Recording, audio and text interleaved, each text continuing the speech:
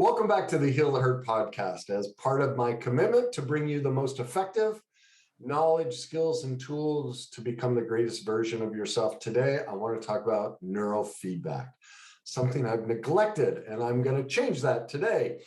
And to do that, I'm going to bring in, obviously, my great friend and mentor and teacher, Mike Pinkston. Mike, for nearly 40 years, has been helping others heal from complex emotional, physical, and sexual trauma and abuse. He's also an expert in diagnosing and treating PTSD, dissociative disorders, as in things like multiple personalities, sex addiction, love avoidance, and codependence. He's also an expert in parenting and marriage and family structures and dynamics. Mike has advanced certifications in EMDR, clinical hypnosis, and he's also a leading expert in the neurofeedback field. That's why he's here. Neurofeedback, for those of you who don't know, is a cutting-edge treatment for many emotional and psychological difficulties that regular talk therapy and medication just don't have solutions for. Things like ADHD, bipolar, anxiety, depression, PTSD, addiction, and much more. Finally, Mike has spent over 25 years supervising and mentoring other clinicians like myself. So everyone, give Mike a big Heal the Hurt welcome. Mike, good to see you as always. I love you. It's great to see you, and I love you also. I love how I'm getting you out in front of this camera more and more. I'm becoming a good salesperson, I guess, after all. Well, that's what it takes. You know me, I hide in the cave. And I really am very grateful for how you have provided this forum for me. So, you bet. Well, neurofeedback has played a big part in both of our lives. And maybe at the end, we'll talk about our life experience and why, how it's helped me so much and why you're now a leading expert in the field. I would not put me in that category. Okay. I think I know enough about it, but there are leading experts in the field, and I don't hold a candle to them. So, well, as always, you're very humble. I'd expect nothing less from you. And but I really want to just really get into questions because people aren't aware of this. And whenever information is new or a treatment is something people haven't heard of, even though neurofeedback has been around for decades and it's one of the most highly researched and studied processes, very few people know about it. And right. A natural inclination is go, oh, I don't know about this. It's not one of these things I've heard about. And so I want to jump into, calming people down and giving them concrete information that can help them so they can see how effective this is. And so the first question I have for you is, it's kind of two questions in one. What conditions does this help or cure? And kind of the second, part B of this question is, would you say there are 5, can you boil it down to maybe 5 typical conditions that most people this just flat out cures it? Something along those lines so people can identify, wow, I struggle with that. So this is a viable option for me. How would you answer that question, Mike? Well, first of all, we don't use the word cure in our field. So, but I think historically, neurofeedback began by treating seizure disorders, epileptic seizure disorders, and that's what my mentor, Dr. Lubar, did with children that had epilepsy. And then it went to learning disorders like ADHD, dyslexia, and other types of learning disorders. I haven't treated a lot, but I have treated successfully individuals that had auditory sequencing issues where they didn't hear like you and I hear. They heard delayed. And we were able to get that fixed, if you will. Well, let me switch the question to this. In the 10 you've been doing this for 10 years now, right? Mm-hmm. What would you say are the top 5 conditions you've had the most success with? Depression and anxiety disorders. Okay. And learning disorders. Like ADD, dyslexia, ADHD, dyslexia. Yeah, I see a lot of that. I see a lot of misdiagnosis of that. One of the things, this has been known for decades, that ADHD is the most overly diagnosed diagnosis. Yes. But oftentimes, one of the differences with working with EEG as a diagnostic tool versus just a symptom checklist, which is what the DSM is that we have actual, they're called phenotypes, but we have actual things in the EEG we see.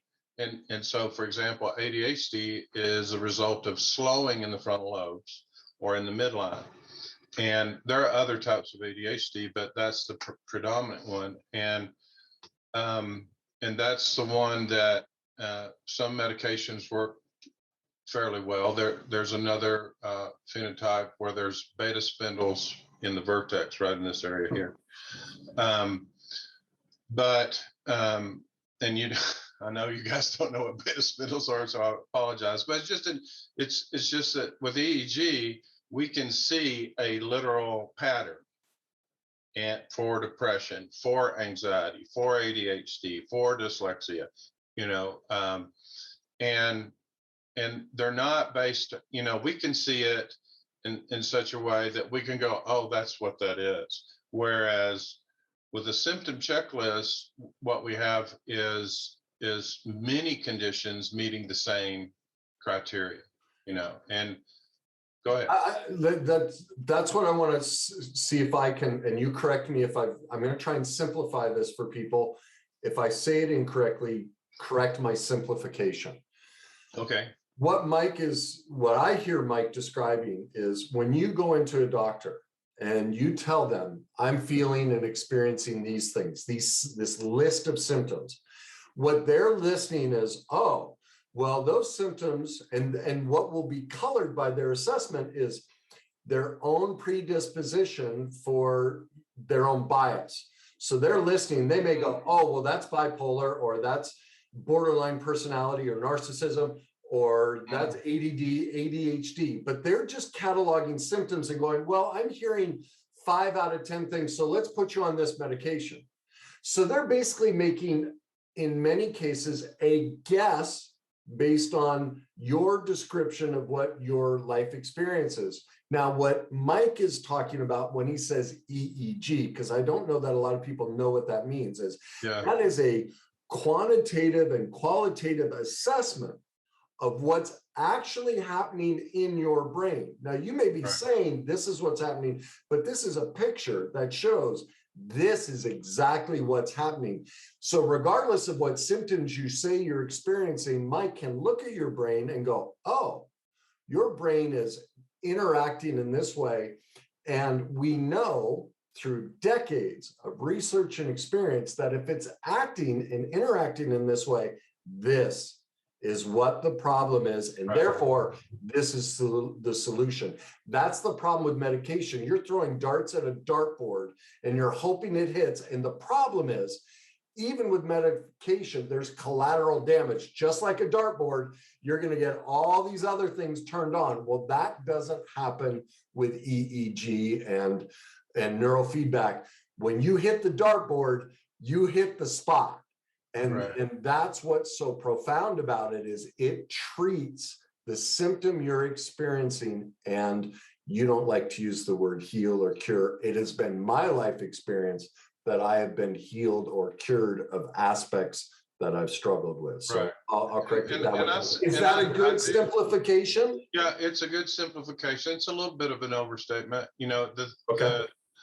I'm just trying to be careful for the possibility that there are experts out there that are going to go, well, Sure. No, that's fair. And I appreciate that. But for example, one of my mentors is a guy named Jake Unkelman. And for the last 60 years, he's been an advisor to neurologists and psychiatrists in pointing out different conditions that from the EEG. EEG stands for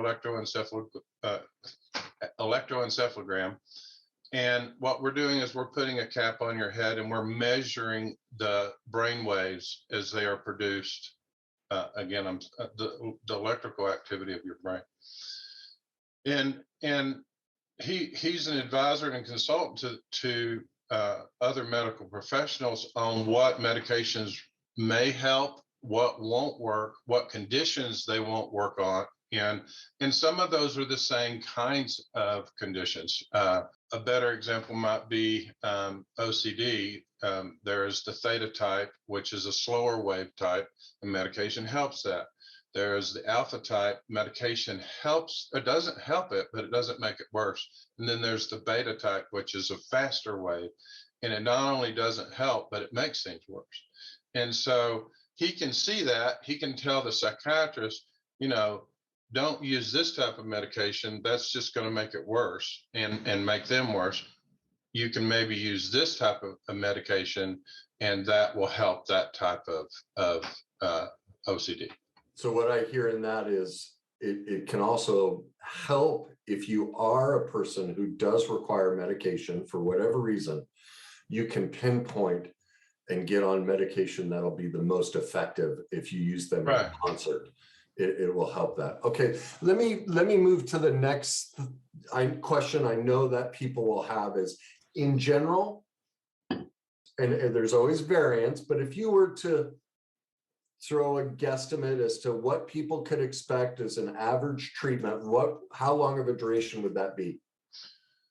Well, there's different forms of neurofeedback treatment, and the traditional neurofeedback treatment normally is 60 to 90 sessions, and typically that's twice a week, and I don't know how many weeks or months that is, but ours is a different type, and it's faster, and it's much more involved in terms of what we're doing in the brain. So, and it's a typical treatment is more like 15 weeks to 20 weeks. Okay, 15 to 20 weeks, twice a week. On average, people, just for people to know, most clinicians, and Mike can correct me if I'm wrong, will charge about $100 per session, for the treatment aspect. And there might be, and then there will be the Q, when you get what's called a Q, which is where they do the assessment of where your brain is. And like Mike does, he does it periodically through your treatment to go, okay, how are you improving? Let's take a new snapshot. There can be a bigger cost for that, because the diagnostic and looking at all of that takes quite a bit of work for them to, and that can probably range from $300 to $500 for the Q. Actually, that can range from $500 to $1,500. It depends. Okay. The type of Q that I do is a lot more involved than what most people would get, and we throw that in. If you train with us, and we call it neurofeedback training, not treatment, but training. We're training the brain. We're not treating the brain. But we on average reassess that Q. It's called a QEEG or a Q, like you said. In our world, we just call it a Q, but it means quantitative EEG. And what we're doing is, besides assessing the raw waves of the EEG and looking for transients, which are things that happen not all the time, but show up every now and then, as well as looking for epileptiform type things, we also will take the overall EEG results and we'll compare it to a normative database. And that's what makes it quantitative. And there's different forms of that database, and different databases do different things. The one we use is called it's the ANI database, and we use the software. Mike, can I skip that? Yep. Because they don't care. Well, I know you do. I know you. Here's why I care about it. Because you can pay $1,500 for something that takes me 15 minutes to assess. Or you can come to me, and if you're just going to get that assessment, I have people who just come in for assessment. You're going to pay $500 from me, but we're going to thoroughly look and evaluate your EEG. And then here, let me do it this way. I'm gonna. You might not get that, and some people don't even do it. But let me do it this way. Let me turn it into a question at the back end to go, what questions do they need to ask so that they know what they're paying for and what they're getting? Because somebody walking in this with no experience, they've just cloud out, go, I don't know what he's talking about, and they don't know the importance of it. And so in my experience in doing these videos, I love what you're talking about, but most people are like, oh, I don't want to, they just tune out. And so it's like, it's got to be boom, boom, boom. I'm with you. To keep them engaged, but then we'll get to it at the back end. Well, so I'm hoping that's why you have that edit. Well, I may leave it in. I just know that people will glaze over until they know. And I know I tend to get technical with it. It's important to me. That part is important to me, and you can bring it up at the end. But it's important to me because, these people don't know what they're looking at.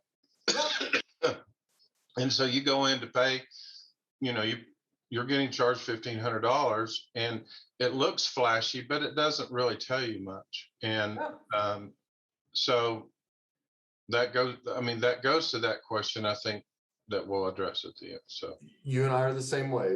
It's part of my problem is we're diverting. We're on the same wavelength. Here's a big question to people is, when it comes to training or treatments, is this a treatment or training that they have to repeat, kind of like chiropractic? You have to keep going back. What's been your experience when you've worked with a client on these conditions? Is it they have to come back in a year, 2 years, 3 years, or are they finished? Is it just like, oh no, the brain's reoriented, and unless there's some sort of traumatic event, they don't need to come back? What's your experience on that end? Do they need to keep coming, or is it done? Right. Well, I can answer it this way. This will make some sense. In 10 years, I've had 2 people come back for the same condition. Yeah, it sticks. It sticks because that's why we call it training. Once the brain learns, it learns. And so it's not like a treatment, like what you described is a treatment. You come in and you get an adjustment at a chiropractor, but you need to come back and do that. It doesn't necessarily correct the condition. With neurofeedback, very typically people don't come back. And they have studies, longitudinal studies from 2 months to 6 months to 5 years to 20 years. And the vast majority of people, whatever they came in, let's say they came in for depression, they test them 5 years later, they're off medication, they're still depression free. I'm going to go back to this. It's a kind of a different way of asking the same question, but what standard therapies have you found this replaces, or this is more effective than the standard treatments that are out there? Now that's a question I've never been asked. I'd have to think about that. Okay, well, we can come back to that. Let your mind gestate on it and see because I know how you operate. Let's throw this out. Somebody comes in with an anxiety disorder. Typically, they've been put on medication for anxiety, and a lot of times they're put on medication for anxiety, like a benzodiazepine, which is like Xanax or Ativan. And initially, that really helps them calm down. But over it's if you read the black notes of the medication, they say, don't use it longer than this period, which is typically, 6 weeks to 6 months.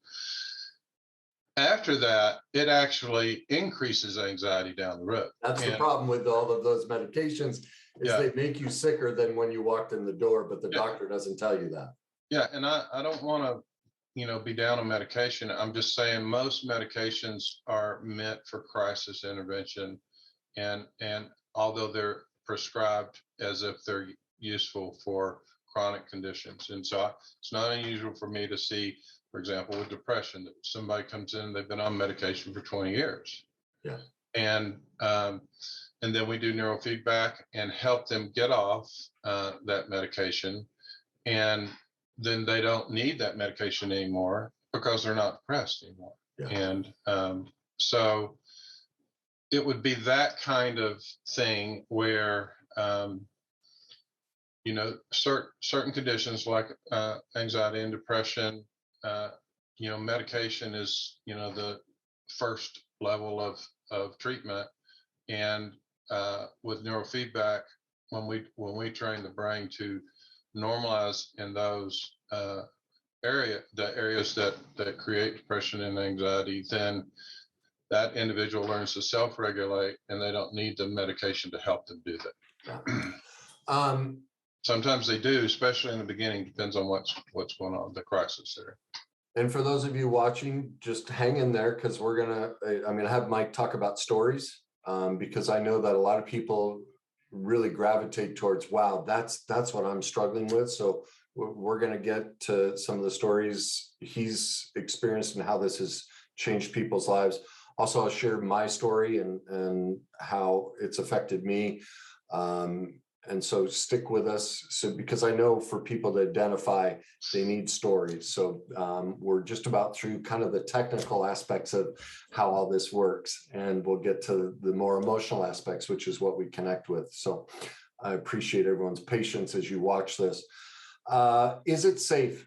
What are the studies around just safety, not how many decades it's been studied, but is this treatment safe? Are there any studies showing that it's unsafe?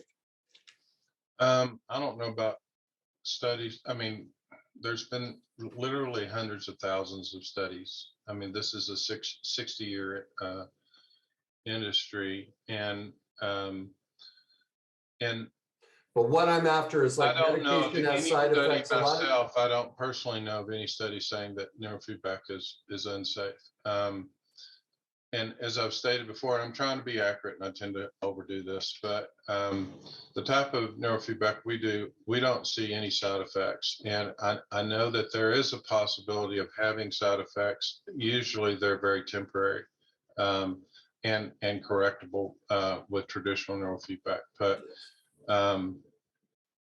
in fact, there's a paper, doggone, I can't think of the guy's name right now, where he talks about that. But he's at University of Utah Medical School, and I'm blanking on his name. And any of my professionals are sitting there going, it's so and so,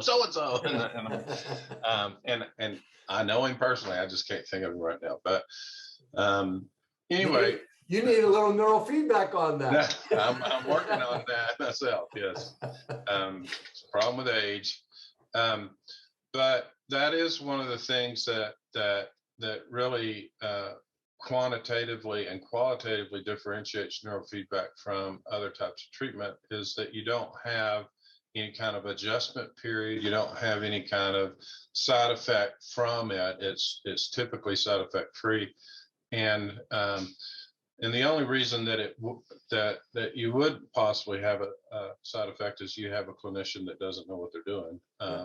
And I've had side effects, and it's exhaustion. Yeah, because you're training. You're training. I mean, like, that's what people don't realize. It's right. like going to the gym for and so your brain gets tired. Right, and I mean that isn't what I'm thinking of when I'm thinking of side effects. No, I was thinking with certain medications, you can have, lots of side effects and, mood alteration and things like that. And neurofeedback, I have started the type of neurofeedback we do. I've done all of them. And ours is more intensive. And, for the first 10 sessions that I did, I'd go home afterwards and I'd take a nap because I would be tired, and you're exactly right. It can be exhausting, just like working out in the gym can be exhausting. Sure. Um, Let's get to the workout. The Okay. basic process without deep detail of all the intricacies, but the basic process, like, how I describe it is, I got the Q, which is the assessment. And from there, it was twice weekly visits where I'd go in. Now, I know your process is a little bit different, but I was struggling with my memory. I was struggling with my speech. Like, two things, losing words, kind of like, you'll see me in my videos. I'm like, oh, what's it called? Or like originally I would slur. It was like I was drunk. You watch a lot of my older videos and I slur all the time. You also notice my sentence, the way I'd write and even speak. I would put the back end of the sentence first. And so especially whenever I'd write something out or text messages, and I'd go, oh gosh, like my sentences didn't make sense. My sequencing was off. And so twice weekly, I'd go in and we put electrodes on certain spots, and I'd just sit in front of a TV and watch TV. Now, some of it was, for a little bit, it was nature, but then I started watching Boston Legal, because the way my brain worked the best, some people it's different. They need to focus on trying to get the screen, because the idea is this, at least in the training I've done, when your brain is training correctly, you see the full picture and this full sound. When it's doing it incorrectly, the screen starts to shrink and the sound starts to go down. Well, the more I tried to do that, the more it would all collapse. If I didn't pay attention at all, everything was great. So I'd watch Boston Legal because it'd make me laugh and I wouldn't pay attention. And that's how my brain trained the best. But that was my basic process. Can you kind of walk them through, what does training look like? Okay. Well, what you described is what 90% of what we do is, they're watching a TV program, and in order for them to see that picture completely big and wide and clear, and to hear it clearly, they have to be doing the protocol that we've created for their brain. Now, the concept is really very simple, and it came back out of biofeedback, and that is, you're getting feedback from some source.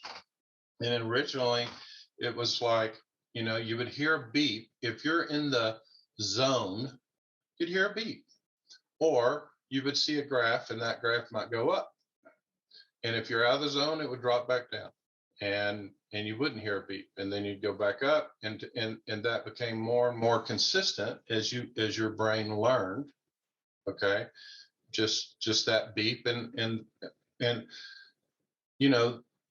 they started introducing different types of media and games, things like that. Like, the spaceship might take off and fly, when you're in that zone. Now, ours is a lot more complicated than that in terms of what's actually going on. It's not just one wavelength or something like that. But it's still the same basic principle of learning. It's called operant conditioning. That's the technical term. And basically, you're getting rewarded for you performing the right thing. And we use operant conditioning in all kinds of things, any kind of athletics, and, winning is operant conditioning. And so with this, it's just like what you said.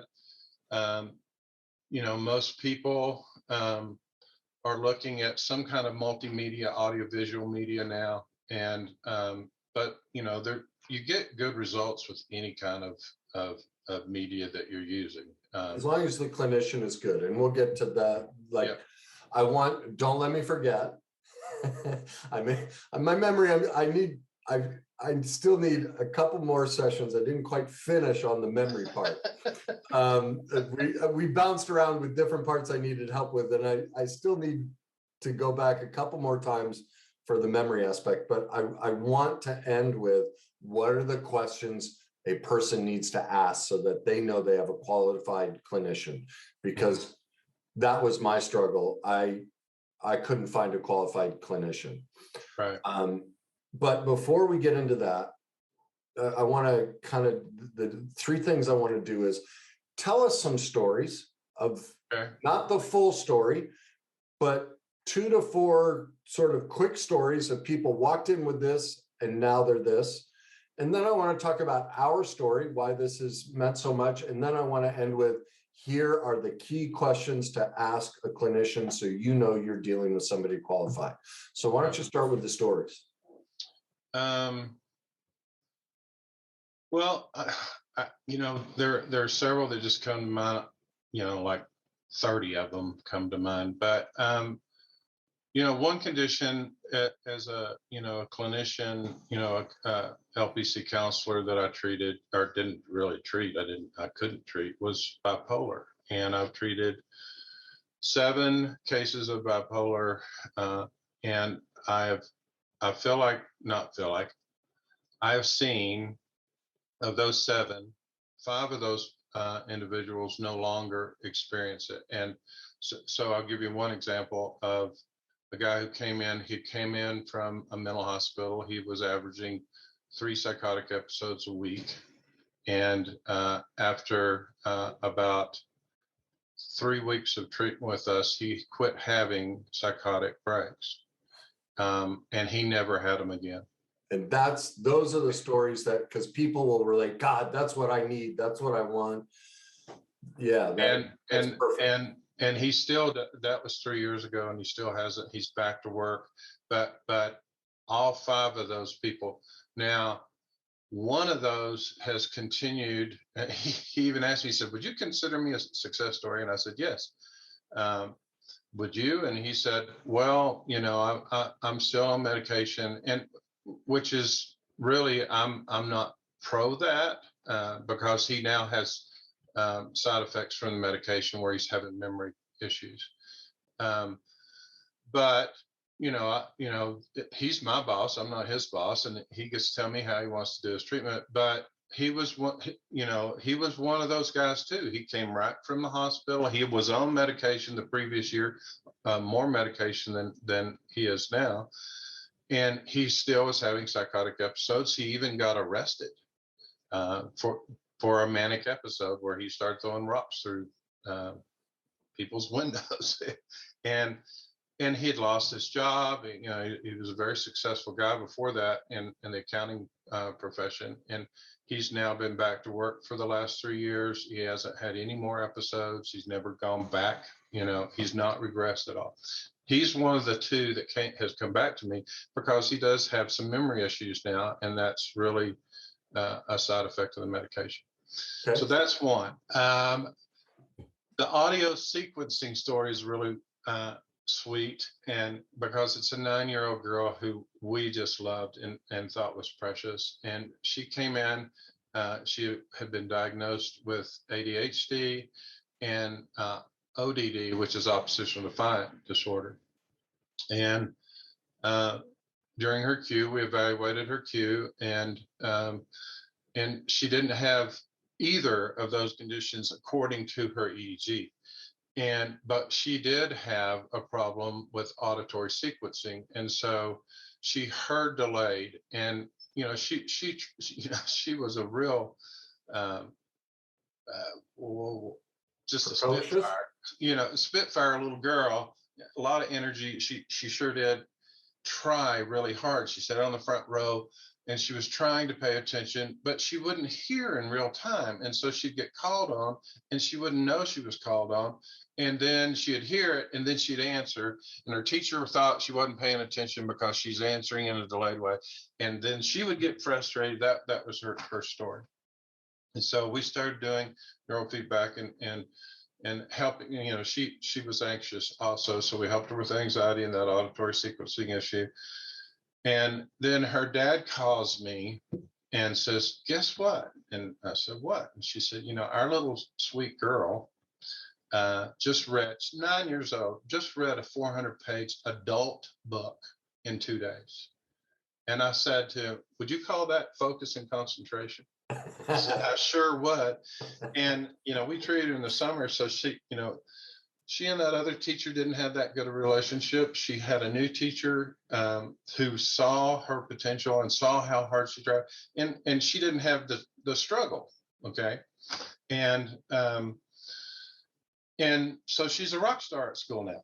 And so she went from being the problem kid to the rock star. And, I love that kind of story. I had another guy who was 17 when he came to see us, and he came in, he had a head injury.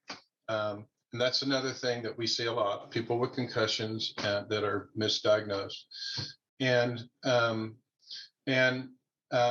he had a tic disorder. He had a really bad concussion when he was 10. He hit the front of his head, and that created a tic disorder. But it also created some problems with his vision. And so just before coming in to see us, he was he'd taken the ACT and he'd scored a 17, which is not good. You get 15 for signing your name. And I really don't know that. I've heard that all my life. But 17 is not, you're not going to be a Rhodes Scholar with 17. What's it say that I got a 6? Yeah. So I was too smart for the test in high school either. So I don't even know what I got. So, but he had facial tics. He's a really handsome young man, very astute musician, but wasn't very good in school. And so we basically got rid of the tics, but I noticed this activity in the visual cortex, as well as I just noticed in the parietal lobes, where we assimilate and integrate information and comprehend it and put it together and use it, that he had issues there. And so I said to his dad, I said, this is what I see. Do you want to work on that? And he said, well, sure. And so we worked about 6 weeks on that. And then he retook the ACT and he scored a 27. Wow. And he was seeing double. So we got him some help with an ophthalmologist or optometrist that we work with, who understands our work too. And so all this time, he had been in class, he was reading and he was seeing double. And we got some of that corrected with his glasses. And then we corrected the rest of it with neurofeedback. And he scored 27. He went to college for free. His dad loves me. And he just graduated. He said school's the easiest thing he's ever done since then. And straight A student. Awesome. Want more? Nope, that's because I'm looking at those are pretty good. I know we could go on and on. I have similar stories with PTSD. I have similar stories with anxiety disorders. This is one of the things I love about my job is I see miracles all the time. And every time I go, wow, because most of these conditions are things that I treated for years, and we would get them substantially better, but not like this. Great segue. So let's talk about us and how this became your career, because you just said it. You and I spent years together, working together, healing, all the trauma I've had in my life. And I can attest that I'd gotten a lot better. I matured and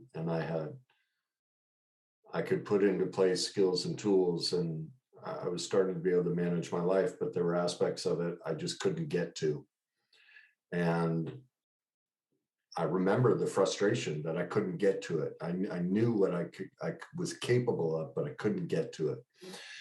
And I'll let you take it from there. As I walked into your office and well, let me say it a little. Let me just add something. I had run into somebody who had talked about neurofeedback. I didn't know anything about it. And I've been a pincushion. I'll try any therapy. I just want to get better. I don't give a hoot what it is. I've done it all. There are names of things I don't even remember, because I've just been trying for decades to go, I want help. And someone suggested, I was like, sure. And that's what happened. I met somebody who mentioned neurofeedback.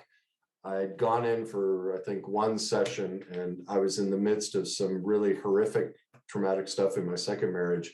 And I walked into the office one day, and I remember Mike looking at me the way he's going to explain it. And I was like, what's he talking about? So I'll let you take it from there.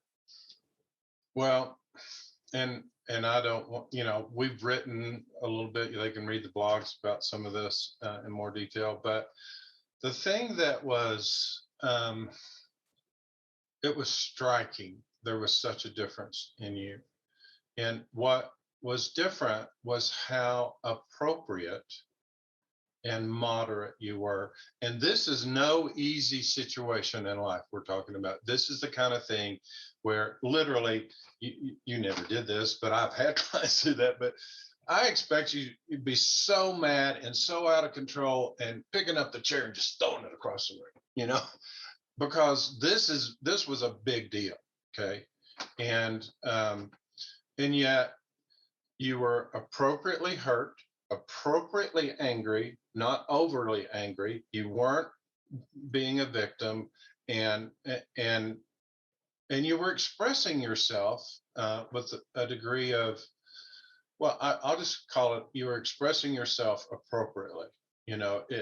Everything you did was fitting. You weren't going to, some of it in terms of pain, deserved a 10. And you might have hurt that deeply, but even in your expression of that, you were recognizing what it was, and you weren't in denial about it, and you weren't, you weren't blowing it off at all. When I know that now, I'm familiar with that place, and for me, sorry, I'm got a dry throat. No, the experience for me is that I am present to every aspect of what I'm going through, right, where I can bawl my eyes out without blaming somebody else, without playing the victim, going, poor me. I can experience the sadness and go, this is really sad. Yeah, there was none of that. She, there was none of that. None of that, but also none of, there's nothing, no catastrophizing. Right. I was just living life, and this is part of life. It just freaking sucks, and it's okay. And I'm angry that it sucks, but it's okay that it sucks. Like, it's the full embodiment of every emotion, and being able to express it with containment. Even if it's big, it's a contained big. It's not. Yeah, that's right. Which to me, that's health, is when I can get big within containment without false empowerment or disempowerment. Like, I wouldn't go to those where I was better than or less than. I was just hurt or just angry, but not so many times with my anger or my sadness. It's false empowered or disempowered. That's when I get less than perfect in the expression of myself. And I catch myself in my videos being that way. Right. But when I'm regulated, I'm at the full expression of those, but without sucking you into it. It's just, you're experiencing all of Kenny. And that's what I hear you describing. And I wasn't aware of it because it was a new experience. So I'm going, what's he talking about? So the situation was dramatic, but you weren't dramatizing it. Yeah, there you go. And so, we talked probably 30 minutes or so, maybe even longer. And finally, I just said, what happened? You went, what? I said, what happened to you? And so you told the story that you'd met this young lady at the golf course, and that I knew where you played. And I said, was her name such and such? And you said, yes. And I think you thought, what happened to you? Are you a psychic? I knew you were good in therapy. I didn't know you were good. I was like, wow, that's. So it just so happened that one of my college roommates and my graduate school friends had a daughter who, when she was 15, was diagnosed bipolar, and she'd had a psychotic break. And I knew, just kind of in the back of my mind, I didn't know the details of the story, but I knew she had been sent to a place where she did neurofeedback, and she came back. And so after our session, I called her dad, who's a good friend of mine. And I said, "Hey, how's your daughter doing?" And he said, "She's great." And I've known that guy since I was a teenager, and I knew his brother, who was really, really, um, I'm going to say it like this, but he was pretty crazy when he was in a manic episode. And so I knew it was in their family. And I said, "Well, has she had any other problems with that?" And he said, "No, she's never been on medication. In fact, she's getting ready to finish her graduate degree, and she's going to do she's working at a neurofeedback clinic, and she's going to do neurofeedback herself." And so I said, "Well, who treated her?" And it turned out that another one of our college roommates was doing that in that location. And so I called him. And so,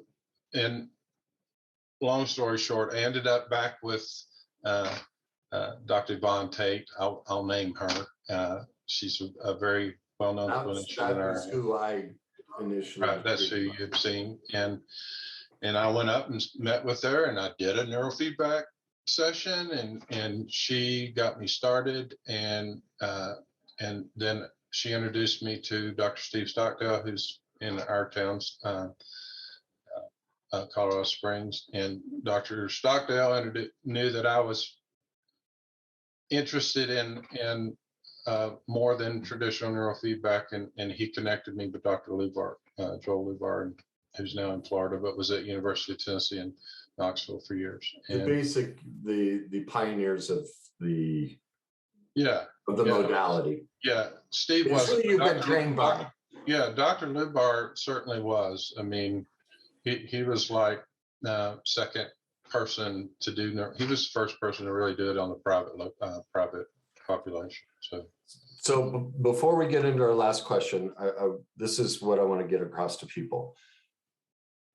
It's been my experience that we're all scared to death to face our pain and our perfect imperfections. It's petrifying. And the sense of shame and low worth and everything that comes up. But this is the value. Making me emotional. We never know. But I've always said this, the answer is inside of our pain, and this story is proof of it. Mike's calling has always been to help people find their calling. And so Mike's a very deeply spiritual man, and so he's always prayed for the best way to do that. And I was always looking for my calling and couldn't find it no matter what I did. But I knew I was broken, and I knew I needed help. And I knew, luckily, I've always been driven to try and find out what that solution might be. And so because of the confluence of those two things, both of us get to live in our element and what we were meant to do. And that's why I get so inappropriately excited in my videos, and sometimes falsely empowered of demanding people get help for this stuff. I'm not always contained in my exuberance, and I can get a little bit over the top. But when things have such a deep impact on not only, look at what this one story and then the stories Mike has told, like how deep that impact and the ripple effect of that goes. And that's why I get so excited about it. And because we were placed in each other's lives for something much bigger than our lives. And whether you're spiritual or not, you don't have to be spiritual. That's how life works when you pursue facing the things we don't want to face. It just happens. You can't stop it. And that's the beauty of life, at least in my experience. So I'm a firm believer that's our goal in life, for all of us to have that life experience. So Mike, could you finish this off with what are the key ingredients people need to look for when they're interviewing potential clinicians to help them with this? Is there a list of 3, 5, 10 things that they should go? Like I tell people, they'll reach out to me and I'm like, if that therapist doesn't know about PMLD, there's a list of, if you ask them, do you know about PMLD? And they say no, then hang up. Like they can't help you. That's very grandiose, but that's my belief. So I have a list of certain things that I say, look, you need to look for this in a therapist or coach or somebody. If they don't have it, move on. What would you say would be on your list as far as neurofeedback clinicians, so that people all across the world know exactly who to look for and they get the right type of treatment? I think the first thing is that they're a licensed clinician. And is there a certain name of license they need to have? Well, they're either an LPC, a psychologist, an MD, a physician's assistant, a chiropractor, so they have some type of clinical background, because not for the everyday occurrence, but for the occurrence where you have someone that they get triggered. I'll give you an example. I was thinking of this when you were saying that. I had a guy who was a war veteran, and he was so easily triggered that, like, we have to acquire EEG, which takes about 20 minutes. And somebody'd come in, he'd hear him walking in the outside of the office, and he just, he would just alert, and so in order to acquire that EEG, we had to come after hours, nobody else is there, and do that, and do it, because he was just too hypervigilant for that. Well, I've spent 42 years treating trauma, and I know how to handle somebody who gets triggered, and how to talk them back down, and get them back into the here and now world, and that's really important, I think. In fact, I think it's malpractice to have someone who doesn't really understand the conditions that people are coming in with, and know how to treat that.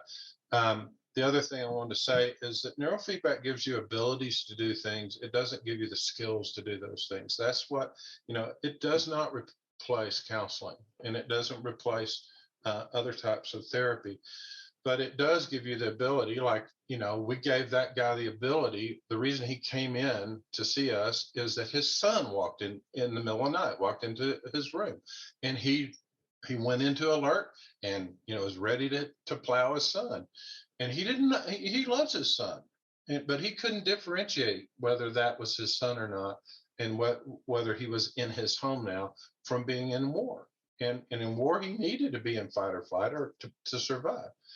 But he doesn't need to be in fight or flight unless there's really something truly alarming, a burglar. So they need to be a licensed clinician. They need to be a licensed clinician. They need to have some experience with the types of things that you're going to them for. Second thing is certification, and there's two major ones that I know of in the neurofeedback field. And I don't have one of those certifications. That is called the BCI certification. It's the basic certification for neurofeedback. I don't, because they required an anatomy and physiology class. And when I started, I was 59 years old, and I'm not going back to college for anatomy and physiology. I took neuroanatomy at Duke University Medical School, but which I didn't know I was going to be doing that when I started this, but I did. But I had so much more of the qualifications than what BCIA, what their basic requirements are for that certification. The other one is what I have, which is called a QEEG-D, or diplomat. Now that to me was very hard to get.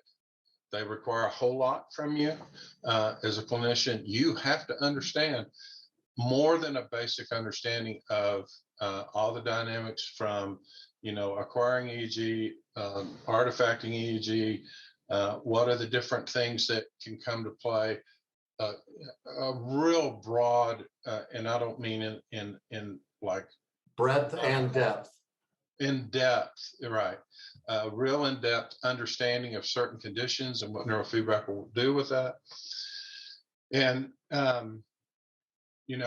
I got that certification, and then I was asked to be on their board, and I am on their board, and I'm an executive member of their board now. But without a doubt, the names in this field have that certification. And some of those people are not necessarily clinicians. Some of them are some of the top researchers in the world on the brain and the brain in relation to neurofeedback. But if they have that, that means they've really had training. They've had lots and lots of hours of mentoring. They have hours in ethical uses of neurofeedback, things of that nature. What else would you suggest? I'm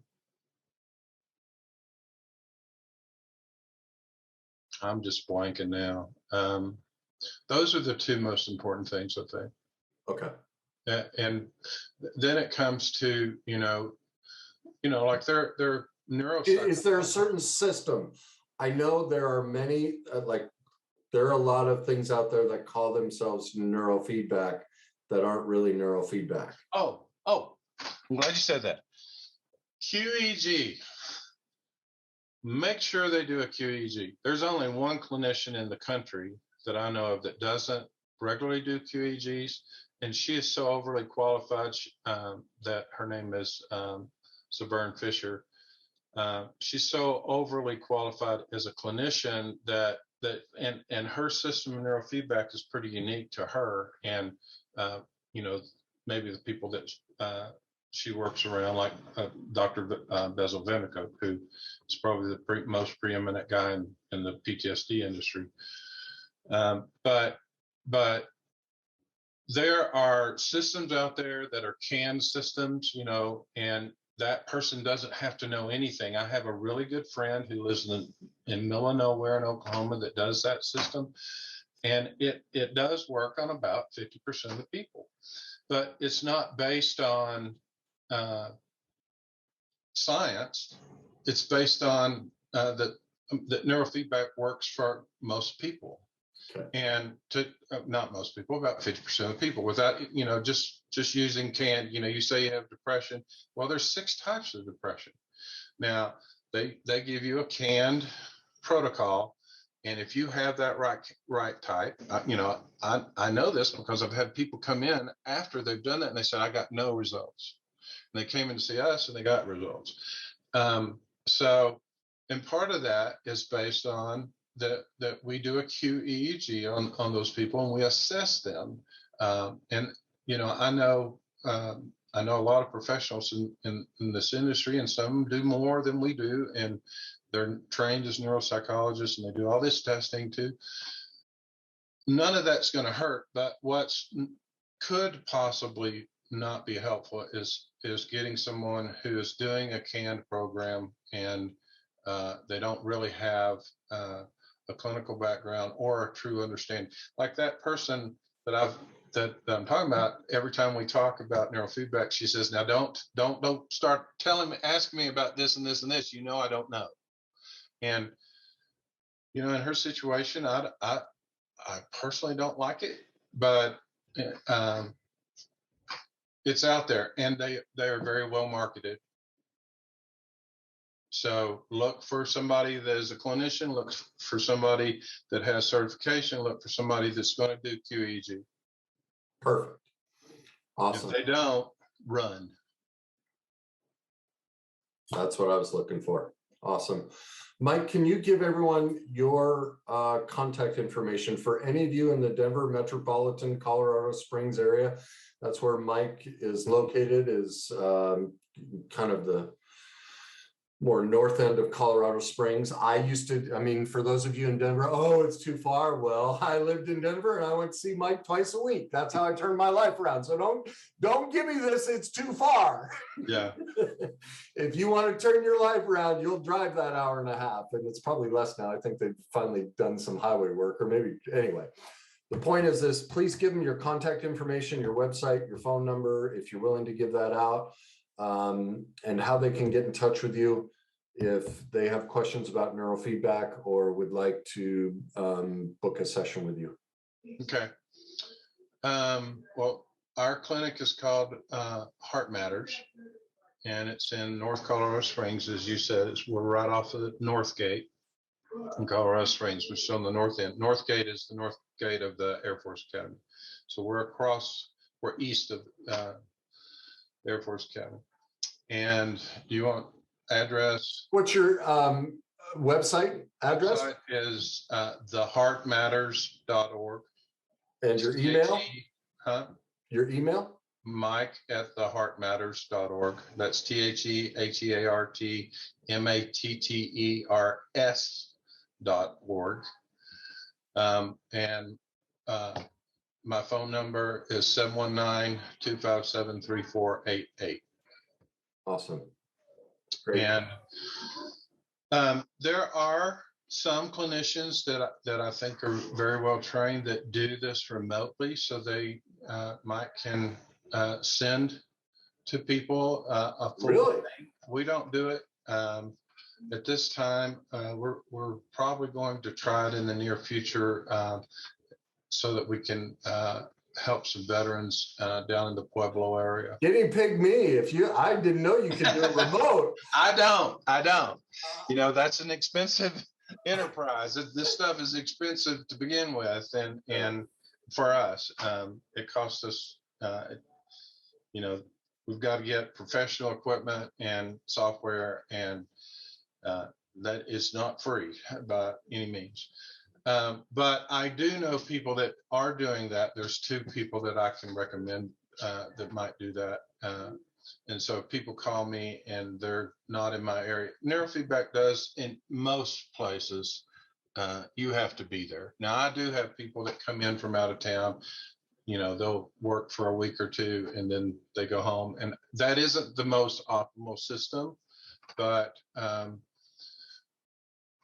you know, sometimes it's the best you can do. Yeah, I mean, it's just like the type of neurofeedback that I do is different than what you've been able to get in your area, and the guy you're seeing is super high qualified fella. He's on our board as well, and yes, but we do a different type of neurofeedback than most people. We do that too, but we do mostly a different form that's more involved. And and let me add that in for those of you in Arizona. If you're looking for a clinician, go ahead and email me at kw@kennyweiss.net. That's kw@kennyweiss.net.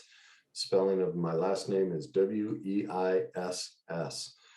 And I will put you in touch with Dr. Sherlin, who helped me here. You know, I've taken a break from him just because I get too tired, you know, but also I know how I work is just like therapy with you. I'm a slow processor because of my trauma history. That was one thing I learned from you is it takes me a while. Things gestate in me and I get a bit overwhelmed, and I don't notice that I'm overwhelmed because I have learned I can sustain so much trauma that I can take on a lot of things. And so even with learning, like even my work, I'll do a ton of it and then I don't do anything. And that's why I'm tan. I lay by the pool. It's just too much. And then while I lay down, all of it starts processing and all of the solutions start coming to me. So I work in kind of circles or, you know, cycles. I allow my brain time to process. And you know, I've just come off of, you know, several months of working with him. My sequencing and everything is much better. I've needed some time away, and I'll get back to, there are a couple things I want to work on, but you know, I'm in a sense processing all of the work that was done. That's just how I've learned. I have to go about my own recovery process, and everyone is different, and that's what. Yeah, and let me look up a website real quick. The website is QEEG Certification Board. That's all one word, .org. And there you can find a provider and find a mentor. That's a great resource. And there's another one that is a little, it's a little more basic. Most people have this certification, and it's found at BCIA. There's the International Society of Neuroregulation and Research. That's ISNR.org. That would be another resource. And you can also get at that location not only clinicians, but you can get resources of papers and things of that nature that people can read about neurofeedback. And then there's BCIA, I think, .org. Let's just see. Yeah, BCIA.org. And again, that's sort of the entry level. But all 90%, 95% of the people that practice that I think are doing it legitimately and ethically have their certification. Perfect. So thank you very much. Yeah, it should.